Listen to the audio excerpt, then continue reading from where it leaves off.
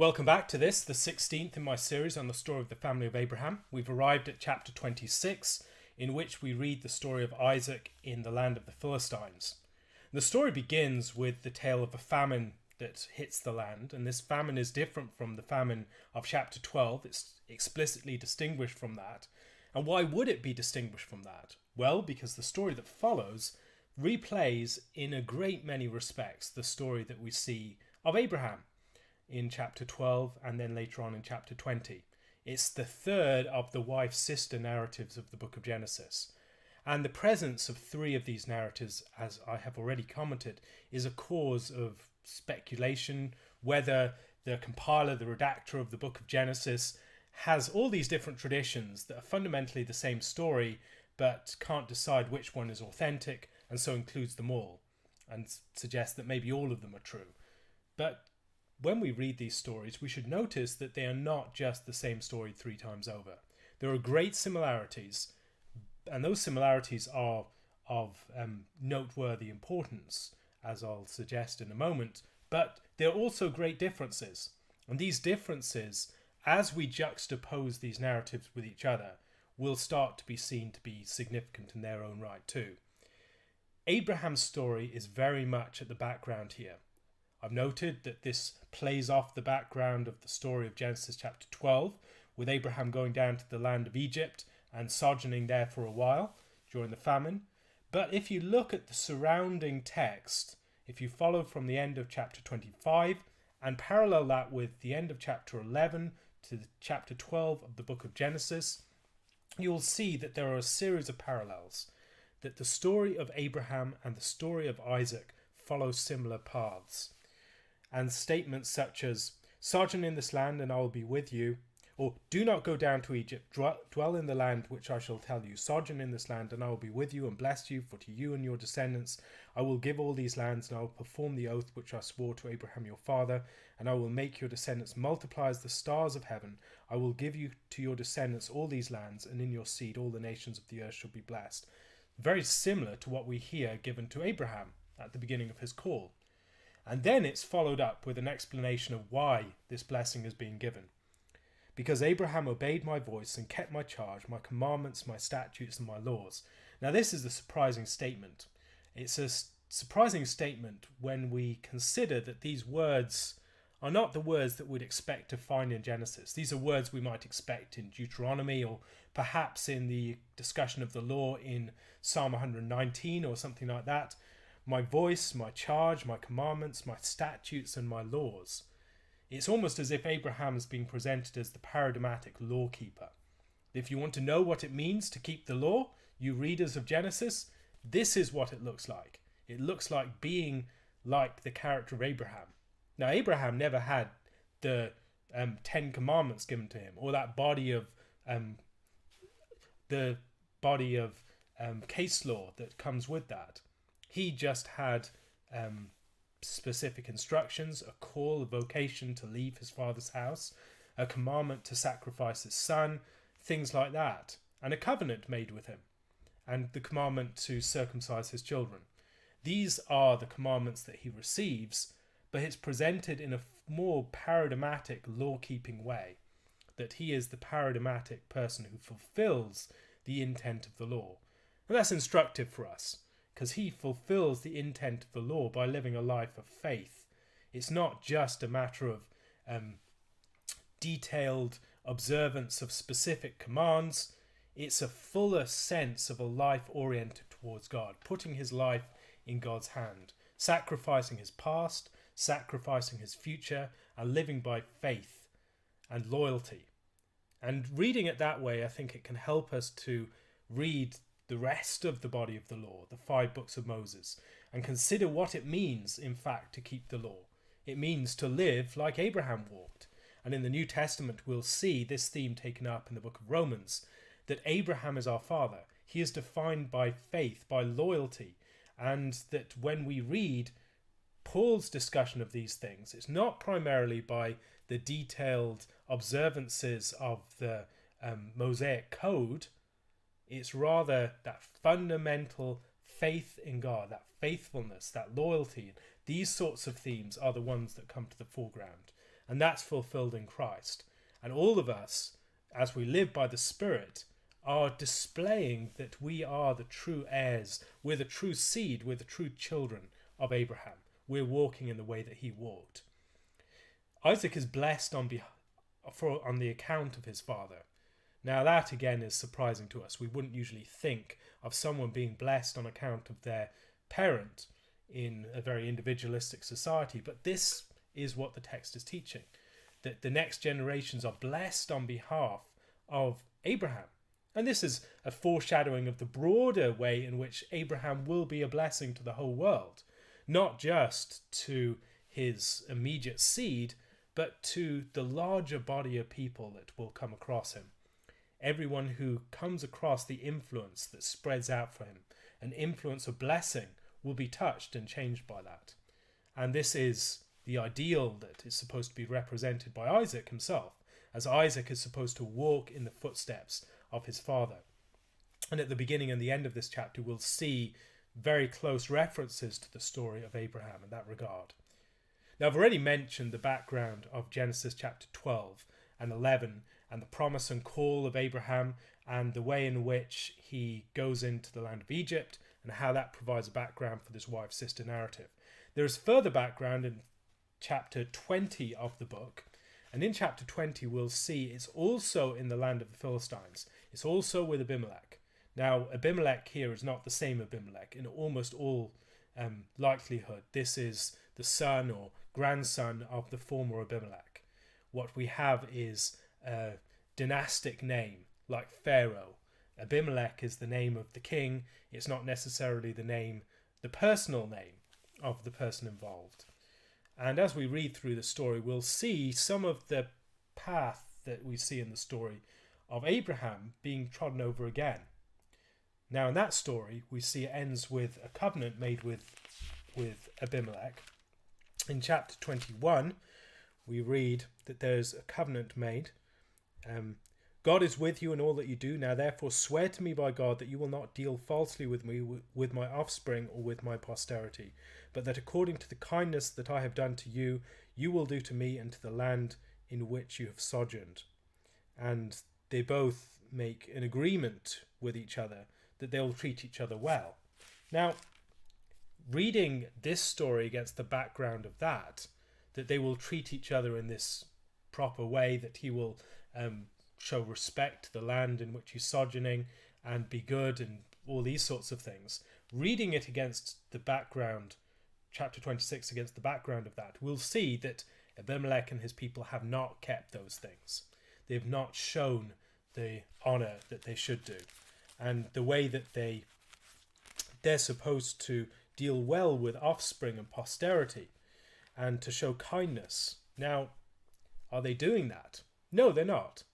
And the way in which the story develops, we'll see that it's characterized by a certain sort of inhospitality, by animosity, envy, and other characteristics like that before it is resolved. Reading through this story, there are differences from the earlier stories of the wife-sister narratives. In the earlier wife-sister narratives, in both of them, Sarai was taken by the foreign leader. In the first one, she was taken by Pharaoh, and then God intervened, there were plagues, and then Sarai was released, and Abraham was sent away. In the second, she was taken, and then Abimelech had a dream, and then she's released, and Abraham stays in the land. So that's a difference. That's a progression from the first story. And in this one, there's another different set of differences, that Abimelech just sees something. He sees something happen between Isaac and Rebekah that shows that clearly they are wife and husband, not brother and sister. And on account of that, he says to his people that they should not interfere, that no one should touch, and the person who touches will die. And in those cases, what I think you're seeing is each one of them is a progression from the previous one. And in this final one, there is also the remaining in the land for some period of time at least. When he goes to these different places, he says, like his father did, that his wife is his sister. He knows that she is beautiful, and because she is beautiful, he fears that the people of the land will take her. As I've mentioned on previous occasions, this is a ploy that is probably derived from two different things. First of all, it's derived from the fact that as the brother, he would be in the position to guard the wife. He would be in the bargaining position, as we see in the case of Laban. Laban is the one who negotiates with Eliezer of Damascus concerning Rebekah. And in this case, he presents himself as the brother so that he can protect her. He's not the obstacle to her, but he's the one that you go through to her. And so he's in a position to protect him and the people around him. Again, bear in mind, he has a large company of people around him here. He's become more powerful than these landed tribes, these people who have cities and settling places. He's more powerful and they're scared of him. He's someone who has large numbers of herdsmen, large groups of people surround him. And so he's a wealthy, powerful person with incredible power and wealth in the land, just as his father Abraham had, and more besides. He's someone who has significant influence and weight. And for that reason, when we're reading this story, we need to recognize that he's not just got Rebekah in mind here. He's not just got his own interest in mind. He has to be concerned with all the people that are surrounding him. Another difference with this story, the first one was a story that told about the taking of the bride before any promise of her seed had occurred. The second one occurred taking Sarah before, just at the key moment where she was supposed to conceive Isaac. And so it was a threat to the bride, but also to the seed, and it was associated with the opening of the wombs. And now Esau and Jacob are born already, and it seems that they are not on the scene here. They're not really emphasized. And so maybe this is out of chronological order. There are other stories in the book of Genesis that seem to be out of chronological order, but it's in here for a reason. It's placed in this particular place for a reason. It's also the only story that we really have with Isaac as an active character doing things. Isaac is quite an enigmatic one of the patriarchs.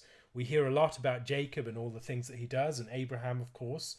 And when we read the story of Joseph and his brothers, they're all doing different things. But in the story of Isaac, Isaac is encountered very much as that young lad, and he may not have been that young a lad, he might have been in his 30s even, going up Mount Moriah with his father and submitting to his father's will in that regard to be sacrificed. And then we see him as an old man being deceived by Jacob. And so the only story that we really see him being really active is in chapter 26. This is Isaac as an active person. What is he defined by? In the previous story, he's defined by his submission to his father, his saying, "Here I am," and his honouring of his father's will. And in this story, I think what you have is his consolidating of his father's work, and also his following in his father's footsteps. It's a very similar story. It's in the same place, and it's going over the same themes. Now, Abimelech looks out of the window, and as he looks through a window, he sees, and there's Isaac, and he's showing endearment, or literally laughing, with Rebekah, his wife. Now, it's playing upon Isaac's name. We've seen Isaac's name being played upon in a number of respects already. It's something that is associated with Abraham's initial reaction to the news, with Sarah's initial reaction to the news, with her statement that all who hear will laugh with her, with the laughter of Ishmael, which seems to be maybe a mocking laughter. And here it's associated with the endearment between Isaac and Rebekah, and it's what gives them away. It's what reveals that Rebekah is indeed his wife. Now, you have the king of the Philistines looking through a window at this point. Is it the window into Isaac and Rebekah's tent, or is it from his own window? One way or another, it seems that they're living in very close proximity, and maybe it suggests that Isaac has settled far more than we would have expected otherwise. He's not just dwelling in a general region in tents, but he's living alongside near the king, and the king is able to, he's one of the well-known authorities of the region, and the king has access to him, and he's nearby. And that's a possibility. It's interesting one way or another. Abimelech calls Isaac and says, quite obviously, she's your wife, so how could you say she is my sister? And Isaac says to him, because I said, lest I die on account of her. And Abimelech says, what is this that you have done to us? One of the people might soon have lain with your wife, and you would have brought guilt on us. So Abimelech charged all his people, saying, he who touches this man or his wife shall surely be put to death. Now, is Isaac in the wrong here? He may partly be in the wrong, but look at what Abimelech says. The idea that it's quite possible that someone might have taken his wife, and by taking his wife, just lain with her and brought guilt upon himself. How would that have happened? I mean, how would that have occurred without having Isaac intervening? It seems here that there's an insinuation that Abimelech's people are not very hospitable, that they are the sort of people that will just take a woman without consulting with her brother, without consulting with her family, without going through all the proper channels, that they're the sort of people that might just grab a woman and lie with her. Now, that clearly isn't the sort of hospitality that should be shown. And here I think we need to be aware of just accepting Abimelech's judgment as if it is the right one. You have similar things with characters like Laban and Pharaoh and the earlier Abimelech. In these stories, it's very easy to read the character as if they are the righteous one. They're accusing the covenant character of wronging them in some way, by putting them in danger, by the fact that they could just take someone who's forbidden fruit. But yet, the very way in which they take Sarah in the earlier stories, or take Rebecca here, clearly show that this is not appropriate, that this is an act of inhospitality. It's an act that shows that there's no respect given to custom, there's no respect given to guests, and it's clearly illegitimate. And we should not just take their word for it, their judgment concerning it. He who touches this man or his wife shall surely be put to death. Again, it suggests maybe forbidden fruit themes playing here, that someone might see and take, and so they're told to see and take the beautiful woman, but they're told to not take it lest they be put to death. Isaac sows in the land and reaps in the same year 100-fold, and the Lord blessed him. Now this is another sign of settling down that bit more. He's a bit more rooted in the land. When you're just traveling around from place to place in a more semi-nomadic type of lifestyle, then you don't sow to the same degree. Abraham doesn't seem to have sown seed.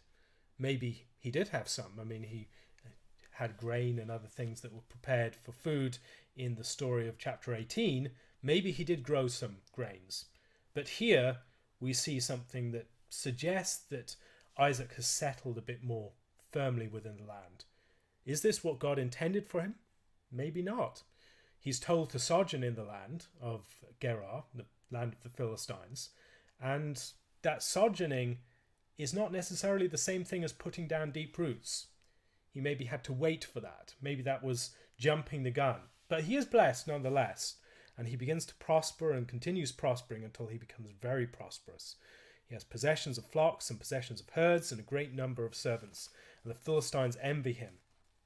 And this situation is very similar to the one that we see at the beginning of the book of Exodus, where Israel has prospered and expanded and multiplied, and the people are starting to envy them. They start to resent them, and they start to fear them as well, that they might become more powerful than them.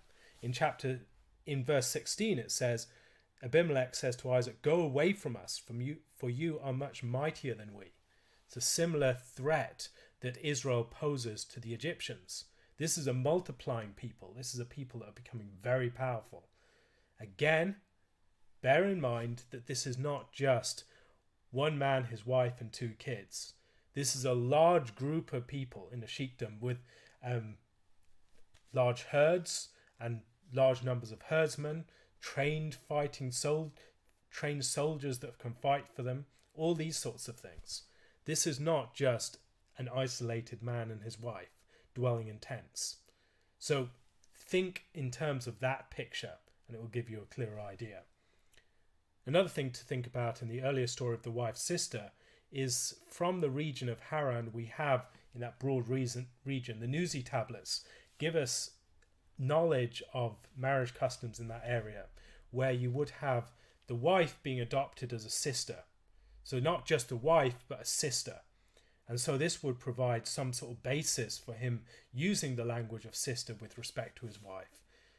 Now, it might also suggest that Abimelech was supposed to be familiar with this custom, and on account of his familiarity with that custom that would be associated with maybe a higher class of persons, that he would respect and honor that custom, and he would not attack, or he would not take the wife of this one.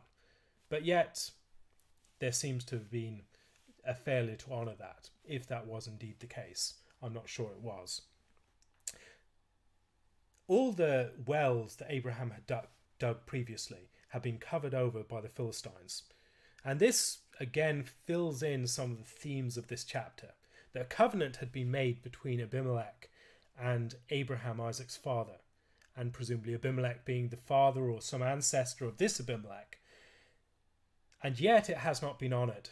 It's supposed to extend to offspring and the next generation, but yet there is a dishonouring of this covenant, and as a result you have this animosity between these parties. And the men of Abimelech have covered over the old wells that Abraham dug. And that is a challenging, and it's a destroying of the legacy of Abraham in some respect. And the story of Isaac is very much consolidating, re-establishing, and entrenching the legacy of Abraham. So he departs from Gerar, pitches his tent in the valley of Gerar, and then digs again all the wells of water which had been dug in the days of Abraham his father. And in those stories we'll see conflict. In the previous ones we see conflict over the wells. The wells were very significant in the border of the wilderness, and to dig these wells was also a sign of ownership, or a sign of presence within the land. We have wells that Abraham builds, and we also have altars that he builds. These are the key things that he establishes within the land. And the wells and the conflict over them are significant. They often parallel with the stories of the women, because the women are met at wells, and the struggle over the wells. Who has the wells? Who has the fertility of the land? Who has the fertility of the women? These are similar questions. And so the rivalry over the wells in chapter 21 and the rivalry over the wells here, these are stories that need to be read alongside the story of the taking of the wife, or the threat to the wife. That the wells are the fertility of the land. And also they're named in as a result of these competitions between people. That might also recall the naming of children, as we read the story of Genesis 30, for instance, the struggle between Leah and Rachel, the two sisters. They name their children after this struggle. And we see a similar thing in the story of the wells, whether that's the story of chapter 21 or the story of 26 here. It's a struggle over wells, it's a struggle over children, it's a struggle over fertility, and the land and the wife being associated together on that front. And the quarrelling between Isaac's servants and herdsmen and those of Gerar leads him to move on. He doesn't fight over these things ultimately. He is a man who takes hospitality or doesn't take hospitality. He's not someone who forces himself in these situations. And that's an interesting thing to observe. It's also interesting to see that there seems to be a shift in this story. So at one point he is very much settling within Gerar, seems to be establishing there, sowing crops, things like that. And then there's struggle between him and Abimelech and the Philistines. And the Philistines call him to go away, and then he moves on. And then their struggle over these different wells. He keeps moving on, and then eventually he arrives at Rehoboth. And now the Lord has made room for us, for we shall be fruitful in the land. And his ability to move on, he's going back to a more semi-nomadic form of lifestyle. And that form of lifestyle, the sort of lifestyle that marked out his father, rather than the sort of lifestyle that we see, for instance, in Lot, who settled in Sodom, this is the lifestyle that Isaac is called to. Not the lifestyle that will be one of settling down, placing deep roots in a place, and planting crops. He is going to be moving around, and that movement, I think, is one of the reasons why he's blessed at this particular point. The Lord appears to him when he moves up from there to Beersheba. I am the God of your father Abraham. Do not fear, for I am with you. I will bless you and multiply your descendants for my servant Abraham's sake. So he built an altar there and called on the name of the Lord, and he pitched his tent there, and there Abraham's servants dug a well. We see a number of features that come together: the altar, the tent, and the well. And maybe there's something here that should connect with tabernacle imagery. The laver, the altar, and the tabernacle. I'm not sure. It's worth pondering those sorts of connections. We have trees as well at other key events in Mamre and elsewhere. These features of the landscape that consistently occur and often occur alongside each other. These features have symbolic significance and play across the narrative of Genesis in a great many ways. The altars are the first footholds, as it were, in the land. They contrast with the tower building that occurs in chapter 11. Abraham goes throughout the land and makes altars. That's what he builds there. And God appears and he blesses him. And again, it's blessing him as the God of his father Abraham, blessing and multiplying him for the sake of Abraham. And we've seen that at the beginning, and we see it here as well, that he is blessed on behalf of Abraham. When you look back in chapter 22, I think it helps you to understand what's taking place here. That Abraham, in giving up his son, makes his son a blessing. And a blessing, he gives his son over to God, and God consolidates the legacy of Abraham. God takes the responsibility for building up Abraham's name. Abraham does not grasp onto his legacy. Rather, God is establishing the legacy of Abraham and establishing and blessing his son for the sake of Abraham and because of his obedience. This is something that we are seeing here that I think needs to be tied back to that previous event in the binding of Isaac, the Akedah story. At this point, once they have stopped the rivalry over the wells, once he's settled in a particular place, and once he's resisted the rivalry that he could have gotten involved in, but yet consolidated his father's legacy, Abimelech and the leader of his army come to visit Isaac. And Isaac says, "Why have you come to me, since you hate me and sent me away from you?" But now he sees that God is with him, and he wants to make an oath and a covenant with them. And "You will do us no harm, since we have not touched you." Well, they haven't touched him in that respect. They haven't done explicit violence against him, but they have not treated him with hospitality in any way at all. They've pushed him away from them. They've been envious of him. And so, again, don't take Abimelech's words at face value. "We've done you nothing to you but good, and have sent you away in peace. You are now blessed of the Lord."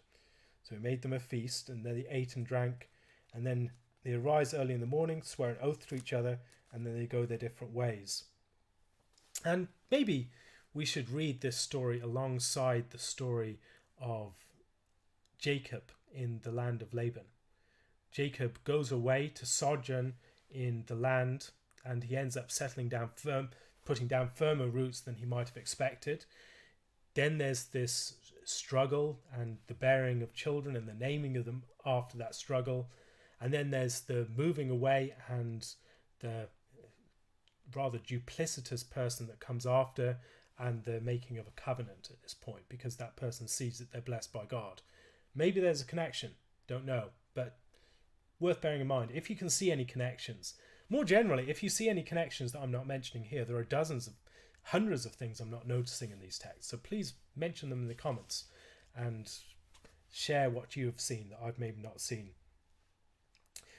And so they eat a feast as a sort of sealing of their covenant, and they go their separate ways. And at that point, Isaac's servants come and they tell him about the well that they had dug.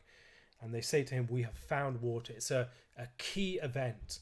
It's an auspicious event that at this particular point, they have arrived at peace and the well is discovered. The fertility of the land, the life springing up from the land has been given to them, and that's named Beersheba. And that connects, of course, with chapter 21. Chapter 21, we have Beersheba as well. It says, Abraham set 7 ewe lambs of the flock by themselves. Then Abimelech asked Abraham, what is the meaning of these 7 ewe lambs which you've set by themselves? And he said, you will take these 7 ewe lambs from my hand, that they may be witness that I have dug this well, a well at Beersheba. Therefore he called that place Beersheba, because the 2 of them swore an oath there. Thus they made a covenant at Beersheba. So Abimelech rose with Phicol, the commander of his army, and they returned to the land of the Philistines. Then Abraham planted a tamarisk tree in Beersheba, and there called on the name of the Lord, the everlasting God. And Abraham sojourned in the land of the Philistines many days. It's the same story, pretty much. It's the same Abimelech, Phicol, the leader of his army, Beersheba. It's playing out the same event. And so you've had this covenant that has not been kept properly, and now you have the re-establishment of that, a renewal of the covenant that has been broken. And Isaac, once again, is consolidating what his father did. He's establishing once more the fallen boundary markers. And at Beersheba, he finds he finds water. And it's a sign that the legacy of Abraham is rising up again, that he has achieved what he is called to do. He has been blessed for the sake of his father, and now he is taking forward his father's blessing, re-establishing it, making sure that it is not lost. So much of Isaac's work is not something pioneering, something new. It's about building the old boundary markers again, establishing what his father initiated. And that's often what we might be called to do. Not so much to do some wonderful new work, to break some new ground or forge some new path. It may just be a matter of consolidating what someone else has established. And the sort of work that Isaac does is not so it's not the sort of thing that's as flashy or as exciting or as or it doesn't seem to be as worthy of attention as what Abraham does. But it is of great importance.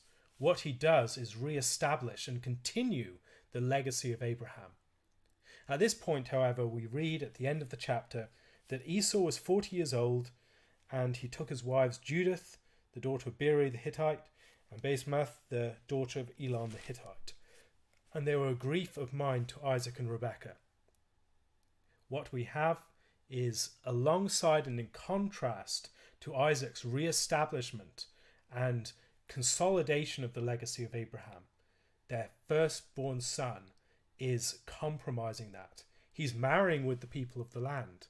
Abraham was deeply concerned that his son not do that.